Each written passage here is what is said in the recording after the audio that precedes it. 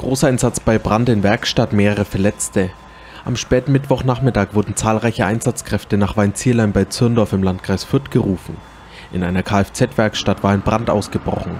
Bei Eintreffen der Feuerwehr drang dichter schwarzer Rauch aus den Fenstern des Gebäudes. Dank eines schnellen Löschangriffs beschränkte sich der Brand auf die Werkstatt und griff nicht auf den Dachstuhl über. Rund 100 Einsatzkräfte waren vor Ort. 7 Personen wurden durch den Rettungsdienst versorgt, 2 davon wurden in umliegende Krankenhäuser gebracht. Was genau den Brand ausgelöst hat, muss nun ermittelt werden. Der entstandene Sachschaden ließ sich bislang noch nicht beziffern. Durch das Brandgeschehen wurden auch mehrere Fahrzeuge in der Werkstatt in Mitleidenschaft gezogen. Aus Zirndorf-Weinzierlein, David Oswald.